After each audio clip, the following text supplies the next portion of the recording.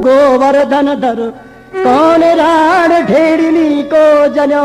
बोलो वृंदावन बिहारी लाल की। अब तो ठाकुर जी खिलखिला के ताली पीट के हंसे, अरे वाह मंदा जी क्या बढ़िया पद है, धन्य है महाराज। आपको वंदना से प्रसन्नता नहीं होती, रसगुल्ला खाते खाते मुख बिगड़ गया है तो नमकीन खाने की इच्छा है।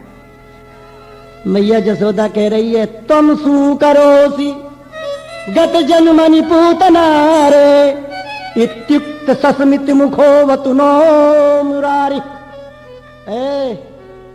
सुअर कहीं को, मैया जसोदा का ये लाला थे, सुअर कहीं को माटी में लौट के आयो है, नेको नाय तो होश रहे। लाला बोले हाँ मैया, मैं एक जन्म में सुअर रहे, एक जन्म में मछली रहे, एक जन्म में सिंह रहे, एक लैन लगाए दीनी सा। वृंदावन की निकुंजन की बात आ जाओ सा।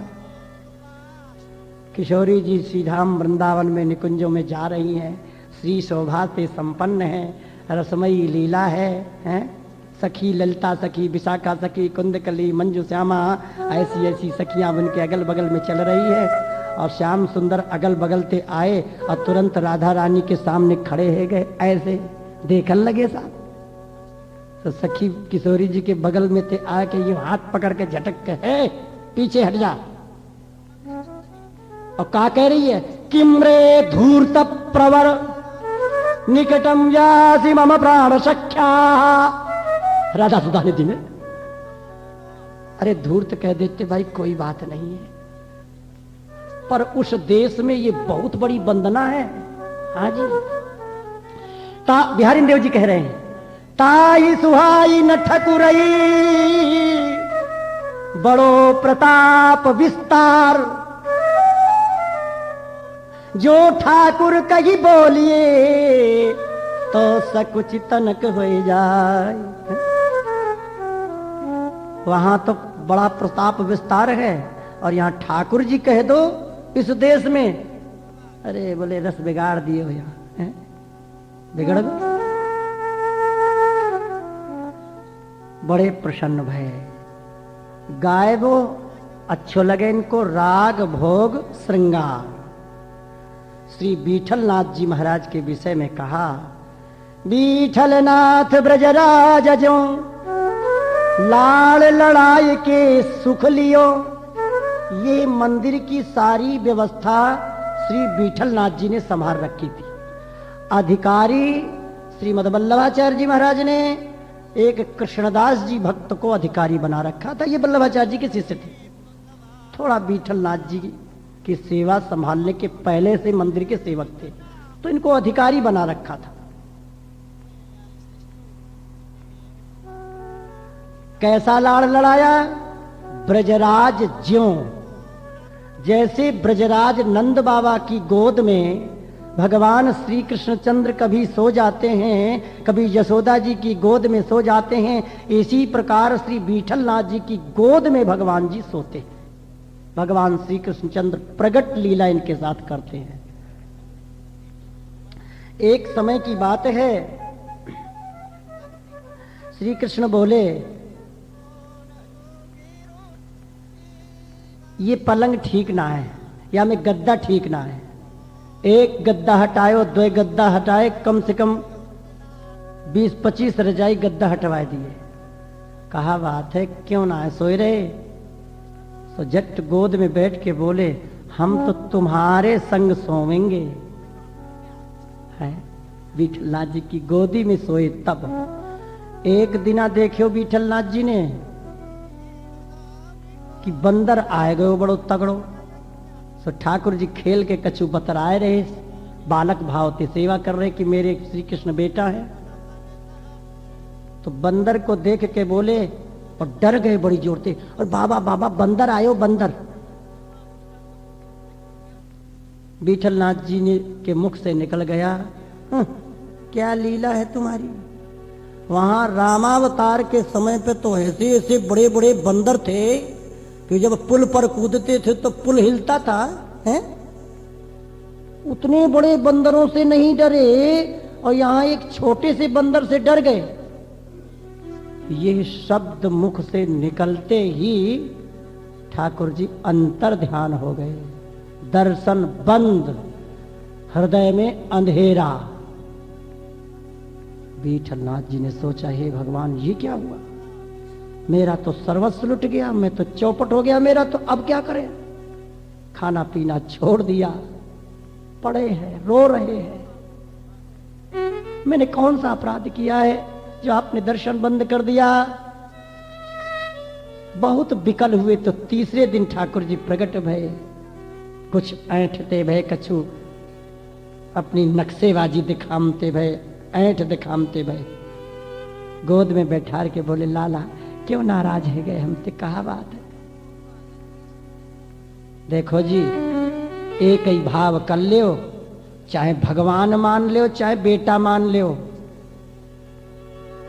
भगवान मानो तो हमारी तुम्हारी राधे राधे अपने तो चले, करो तपस्या फिर कबू चतुर्भुज रूप में देख लियो एक आध बार, जे सुख ना है भगवान बनने में। एक म्यान में दो तलवारें, देखे सुने न कान, चाहे अपनो बेटा मान लो चाहे भगवान मान लो। और भगवान माननो है, ऐश्वर्य भाव रखनो है, तो फिर हम जा रहे हैं। तुरंत मना के गोद में ले लियो, अब की गलती है कि अब नहीं करेंगे ऐसा भाव है। विठलनाथ जी के 7 बेटा रहे, सातों को ब्याह है गयो सा। चूड़ी पहरावे वाली गांव की आई, बात वहीं जतिपुरा गोपालपुर की है, गोवर्धन परिक्रमा में जतिपुरा पड़ता है। चूड़ी सातों को, 7 बहुओं को चूड़ी पहरा दिया, और 8वीं का जब नंबर आया तो इतना सुकोमल हस्त कमल है, जो ही अपनी धोती से उसने हाथ निकाला, नाखून से प्रकाश प्रकट हुआ, स्पर्श करते ही, और वो चूड़ी पहराने वाली जो गांव की थी एकदम बैठी की बैठी रह गई। बहुत देर में होश आया, सुंदरता को देख करके दिव्य आह्लाद ऐसा प्रकट हुआ, आनंद कि खो गई, सुध-बुध खो गई।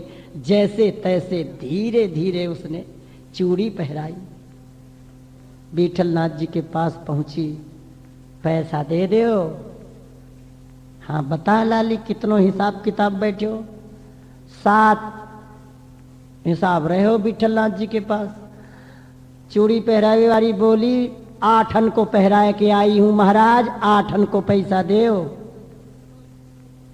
विठलनाथ जी बोले, भाई मेरे तो 7 बहू हैं, 7 बेटान की 7 बहू हैं, 7 को चूड़ी तेने पहराई है, 8वां कैसे ले रही है, 8वां कौन सो है। अब वो साहब कोई ऐसी कमजोर थोड़ी रही, ईमानदारी ते बोल रही, गरज की बोली, महाराज आप इतने महापुरुष है कि आपको बड़ो नाम है, आप झूठ बोलो, आपके घर में 8 बहू रहे और हम 8 को पहरा के आई, हमें झूठा बना रहे हो। ले धर रखो अपनी धर्मशाला, हम तो जा रहे यूं, 8 के पैसा ले लो, हम ना लेंगे, लेंगी तो 8 के लेंगी, नहीं फिर एक ना लेंगी। ऐसा साहब झगड़ा मचे तो अगल बगल की पड़ोसी और पड़ोस वाले आई, कहा बात है, कहा बात है, कहा बात है। विठलनाथ जी ने सोची अपनी इज्जत बचाओ भैया, या समय गुरु जी है रही है हमारी, और ये सबरी धोए दे रही है हमारी, अब कैसे करें। विठलनाथ जी बोले, अच्छा कोई बात नहीं, ले भाई तू 8 की ले जा। 8 की बहुन के चूड़ीन के पैसा विठलनाथ जी ने दे दिए, पर गम बैठ गई कलेजे में। हाय, चूड़ी पहरावे वाली झूठ ना बोल रही, वाके हृदय में थे बात सत्य निकल रही। आखिर ये 8वीं आई तो कौन सी आई। खाए वो अच्छो ना लगे, सोए वो अच्छो ना लगे। सो रात में किशोरी जी ने दर्शन दिए, राधा रानी ने, और दर्शन दे के कह रही हैं, जब अपने कृष्ण को, अपने इष्ट को, अपने भगवान को तुम लाला मानो, बेटा है तुम्हारे श्री कृष्ण, तो मैं कौन सी भई तुम्हारी बताओ। जब वो बेटा भई तो मैं बहू भई ना, बेटा बनाए लियो है, मैं बहू भई उनकी, अब खर्चा देवी में तुम्हें जोर पर रहे हो। बोलो बाके बिहारी लाल की। क्या है ये? सब भाव की कीमत है। भक्ति समानी भाव में, भक्तन में भगवान। बिहारी दास साची कहें श्री भागवत प्रमाण। ये भाव है। वो एक बड़ी अच्छी बात याद आने लगी अभी अभी। पहले तो ध्यान कुछ नहीं रहता, जब बैठते हैं सत्संग करने को तो ऐसे जैसे फौहार छूटती है ना, ऐसे कथाएं आने लगती है, न जाने कहाँ से। अब सोचता हूँ कुछ, कहता हूँ कुछ, तो मैं कहता हूँ भाई माफ करना, मैं जो कुछ मेरे मुख में आएगा सो कहूँगा। एक अभी कुछ वर्षों के पहले की बात है, वहाँ अयोध्या में कनक भवन है ही, सब दर्शन करते हैं। एक उमापति पंडित जी रहते थे, एक ददुआ जी रहते थे साहब, ददुआ जी। हाँ, ददुआ जी कहते थे वो अपने को राम जी का बड़ा भैया मानते थे, कि मैं राम जी का बड़ा भाई हूं। बड़ी अकड़ में रहते थे साहब। 60 साल के बूढ़े, और उमापति पंडित जी भाव करते थे मैं वशिष्ठ हूं। ये सब साधुओं में हृदय के भाव होते। तो उमापति पंडित जी बन ठन के बढ़िया बेंत लेकर के सज धज करके गुरु बन करके रहते थे। मौके पर जब कनक भवन जाते तो मेरे चेला की बहू है जानकी, पुजारी जी से कहते हैं पुजारी जी, अब उनकी चलती पिलती थी साहब, बड़े विद्वान थे, बड़े अच्छे कथावाचक थे। उन्होंने कहा पुजारी जी से कि भाई जब मैं दर्शन करने आया करूं तो राधा जी सीता जी की तरफ पर्दा डाल दिया करो, क्योंकि वो मेरे चेला हैं, मैं उनका गुरु हूं। पुजारी जी भाव समझते थे, कर देते थे। पुरानी पुजारी थे और बाजार से माला खरीद करके पहले अपने आप पहर लेते थे और पहर करके फिर ठाकुर जी को देते थे मंदिर में कनक भवन में। पुजारी जी उस पहरी हुई गुरु जी की माला को पहरा देते। राम जी श्री मूर्ति में बड़े प्रेम से धारण कर दिया जाता। अब बहुत दिन बीत गए। एक दिन की बात है, अचानक उमापति पंडित जी मंदिर के भीतर पहुंचे। पुजारी से कहना भूल गए, थोड़ा नया पुजारी था, समझ नहीं पाया कि गुरु जी आए हैं। तो जानकी जी ने दौड़ करके भीतर से आधा किवाड़ बंद कर लिया। उस दिन से नियम बना लिया कि बिना सूचना दिए मंदिर के भीतर प्रवेश नहीं करते। अब क्या नंबर आया, नए पुजारी जी थे उमापति पंडित जी, बाजार से बढ़िया गुलाब की सुंदर माला अतर के सुगंधी से झमक रही। गए और मंदिर के आगे लाला को दिखाए कि पहर लियो, और पहर के वहीं उतारो, और उतार के पुजारी से बोले पुजारी जी लाला को पहराए दे। अच्छा, चेला को, राम जी चेला है ना, बस ठहरे था। उम्र इनकी 40 साल की, और ददुआ जी राम जी के बड़े भैया अपने को समझते। कौन? वशिष्ठ जी के बेटा थे ना, तो उनसे मित्रता थी, तो उनको बड़ा भैया कहा करते थे श्री राम जी। तो ये समझते मैं राम जी का बड़ा भाई हूं, दद्दू जी। और इधर माला जो उतार के दी तो पुजारी जी को बड़ी गुस्सा आई।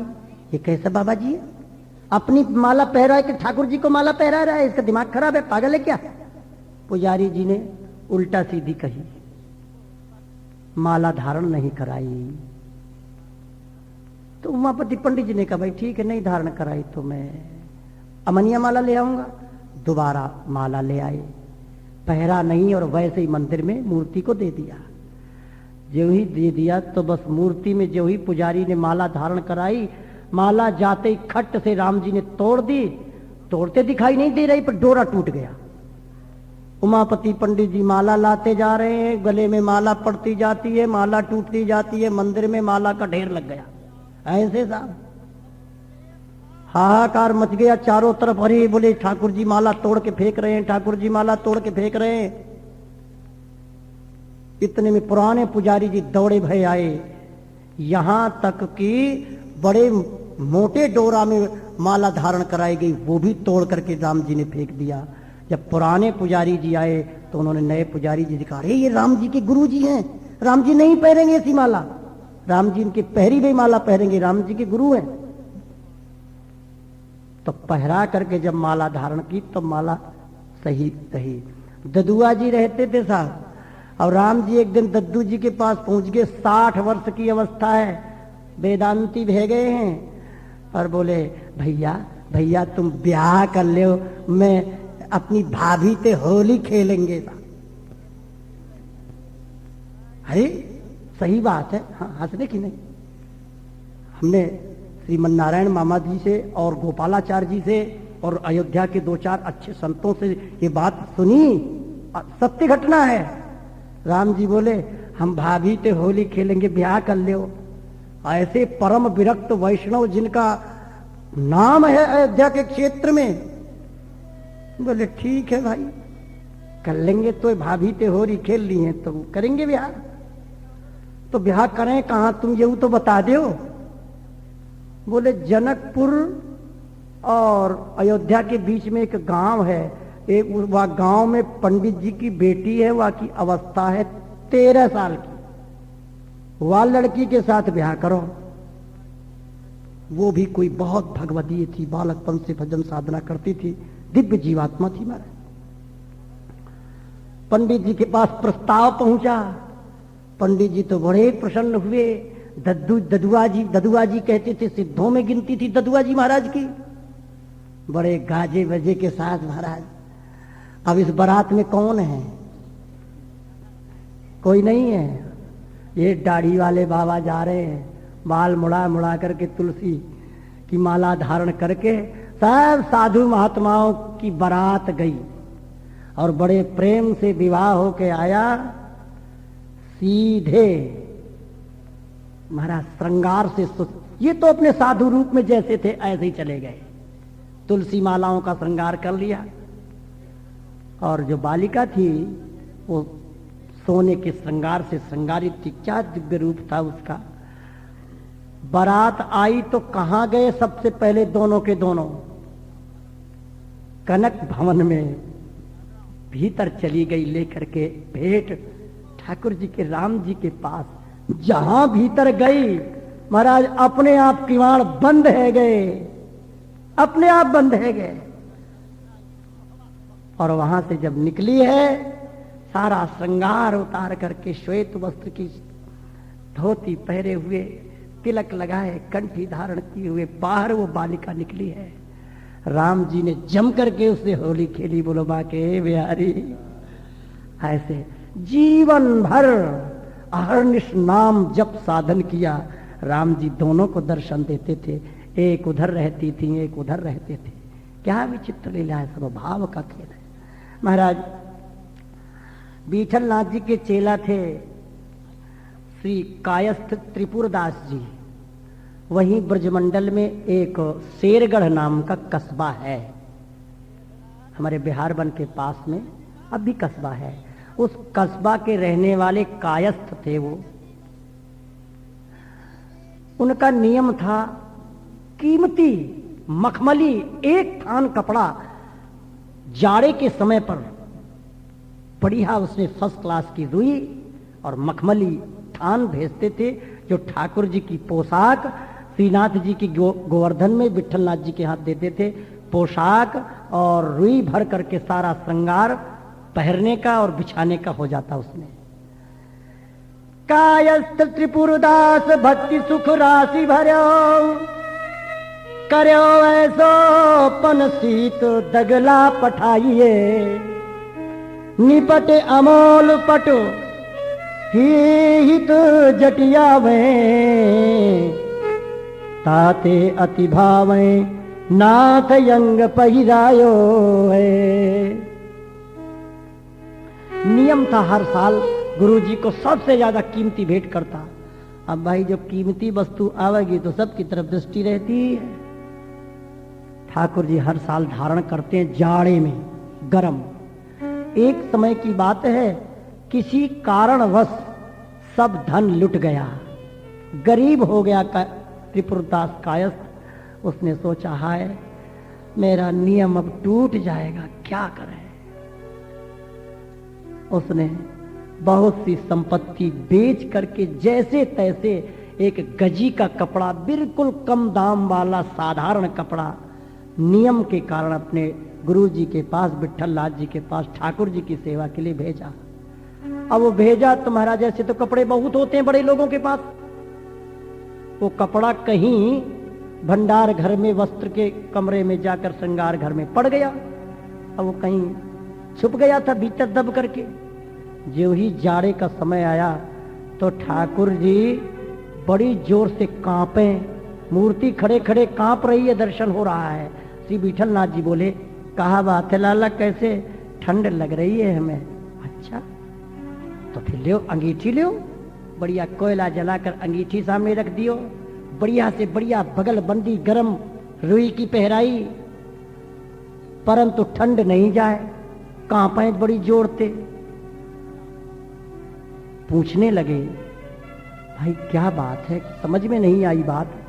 ऐसा लग रहा है किसी भक्त की वस्तु पर कृपा कर रहे हैं भगवान, है? ऐसे ही होता है, जब वो कृपा करते हैं तब किसी की वस्तु स्वीकार करते हैं। ध्यान में आया, हर साल मेरा एक भक्त कायस्थ त्रिपुरदास था, उसकी सेवा ठाकुर जी की पोशाक की चलती थी। भाई उसकी सेवा आई कि नहीं आई? रामदास भीतरिया से पूछा, भाई कहाँ है? रामदास जी ने कहा, महाराज हाँ लाया तो था, पर वो गजी का कपड़ा है, बेकार है गुरु जी। अरे है कहाँ, बताओ तो सही। उसको जाकर के ढूंढा, वस्त्र मिल गया, तुरंत रातों रात सिलवा करके जो ही धारण कराया, ठंड समाप्त हो गई। बोलो बाके बिहारी लाल। इन श्री विट्ठल नाथ जी के शिष्य श्री गोविंद स्वामी हैं। गोविंद स्वामी का ठाकुर जी से सखा भाव है। अंग संग खेलते हैं।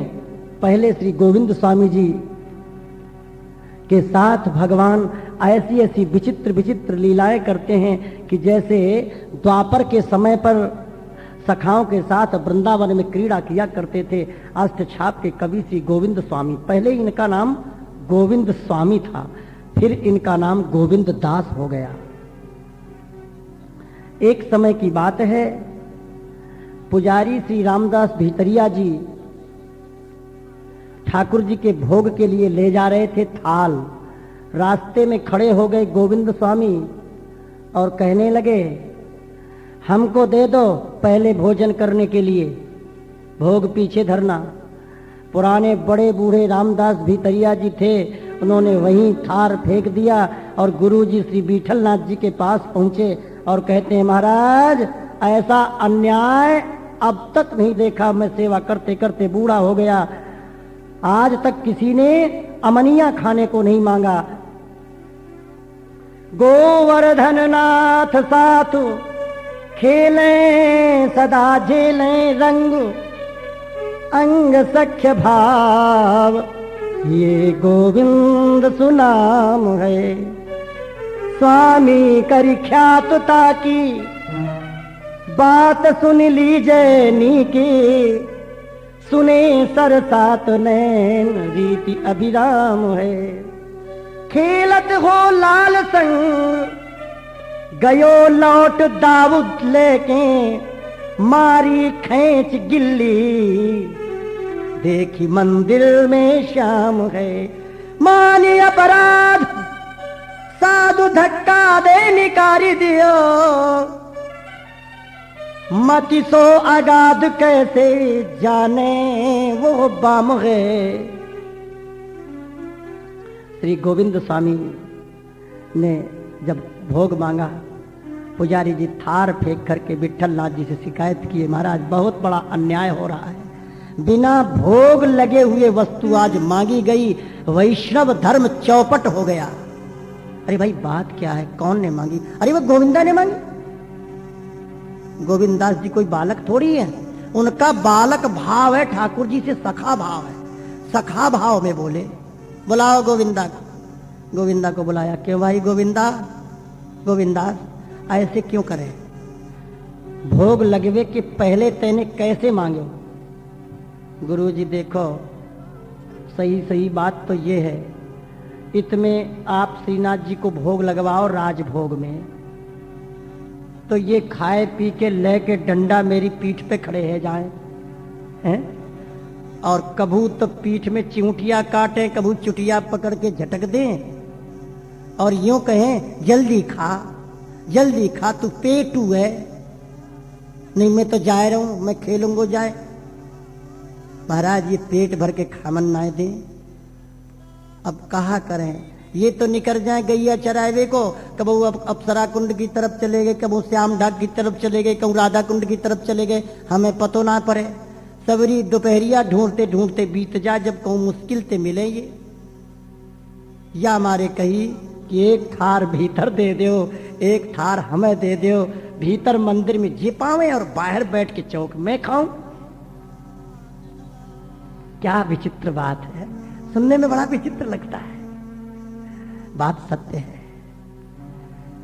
विठलनाथ जी ने जब सुना तो बोले देखो पुजारी जी, ये भाव का खेल है, यहां कोई कानून नहीं है, नियम नहीं है। नियम संयम कब तक किए जाते हैं? जब तक वो प्रकट नहीं होता तब तक सारे नियम हैं, सारे संयम हैं, और जब वो प्रकट होकर कुछ मांगने लगे तो सारे नियम संयम दूर में मिल जाते हैं। हमारे वृंदावन में एक नथिया बाई का मंदिर है, इधर आनंदी माई का मंदिर, अब भी कुछ सालों की बात है, मंदिर बना है। ये हमारे कुंजी बिहारी धानुका जी विराजते थे, उस समय की बात है, हम वृंदावन गए, उसके पहले की घटना है। तो महाराज जी सुनाया करते वृंदावन के, और संतों ने सुनाया। हरगुलाल सेठ उनकी सेवा करता था। हरगुलाल सेठ कलकत्ता का हमारे आश्रम की भी सेवा करता था। तो आनंदी बाई का मंदिर वो राधा वल्लभ जी के मंदिर के बगल में है। वो नित्य प्रति ठाकुर, कुछ उसके पास संपत्ति थी तो सब छोड़ छाड़ करके जवानी में वृंदावन आ गई थी, और छोटा सा मंदिर बना करके अपना ठाकुर जी की सेवा पूजा करती थी। सेवा पूजा में उसका सब धन समाप्त हो गया। ठाकुर जी एक दिन रात में बोले, मोए भूख लगी है, तू गरम गरम पकौड़ी बना। रात में 12 बजे कढ़ैया बज रही है, काऊ की नींद खुल गई। मैया कहा बात है, का कर रही है? का करूं, ये सोवन्नाए दे। यूं कहे मोए पकौड़ी खवा, मिर्च की पकौड़ी बढ़िया लगे मोए। कभू यूं कहे बोले मोए खीर पुआ खवा, और रात में जगाए जगा के मोते कहे तो सू तो कैसे सू बताओ तुम। बहुत सी घटनाएं। आनंदी बाई का मंदिर है, अब भी वो ठाकुर जी हैं जो हट कर करके बोलते थे, बात करते थे। एक दिन की बात है, बूढ़ी हो गई, अंत समय जब आया तो राधा रानी हट कर गई। राधा जी बोली, हमें साड़ी चाहिए, बढ़िया साड़ी लाओ। अब एक साड़ी आई, 2 साड़ी आई, बाजार से साहब पसंद ना है। सुंदर साड़ी आई, कीमत की ज्यादा रही। हाँ जी पसंद है। अब कर्जा लेके श्री जी को साड़ी पहरायो। राधा जी प्रसन्न है गई, भगवत इच्छा से या को समय आ गयो। नाड़ी ढीली पड़ गई, पधारवे को समय आयो तो पड़ी पड़ी रोए रही। भक्त आवे भैया राधे राधे, अब हमारो समय है गयो है, जो कोई मिलना चाहे तो मिले, हमें तो जे बुलाए रहो। लाला बोले चल जल्दी चल। ठीक है। अंत समय आया तो कुछ आंसू आ गए। सब भक्त बोले माता जी तुम्हारे आंसू क्यों आ गए? बोले भैया आंसू या मारे आ गए, राधा जी को पहरवे के ताई हम साड़ी बाजार से कर्जा करके लाई, वह को हमने कर्जा ना दियो। तो हरगुलाल सेठ बोले, मैया तो फिर इतनो कर्जा काहे को कर लियो? बड़ी जोर से एकदम गर्म होके बैठी, सेठ के बच्चे तू क्या जाने,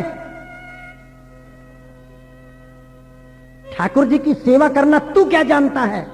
अरे दिलदार वो होते हैं जो कर्जा करके ठाकुर की सेवा करते हैं। फटकार दिया, बहुत बड़ा माना हुआ सेठ था। बरसाने के श्री जी का मंदिर वही उसी ने बनवाया जो नया बना है। एक दूसरे भगत थे, उन्होंने कहा माता जी हम तुम्हारा कर्जा निपटा दिए।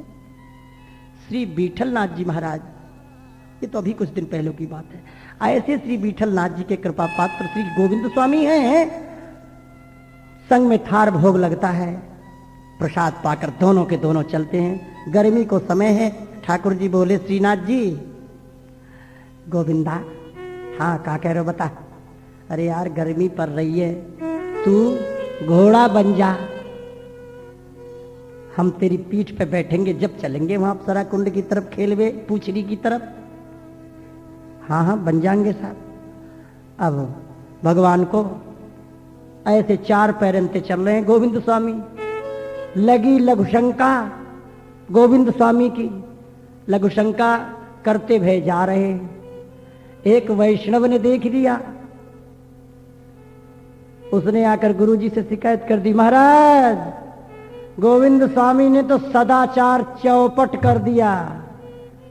खड़े खड़े लघुशंका कर रहे थे साहब, ऐसे पशु की तरह चल रहे थे।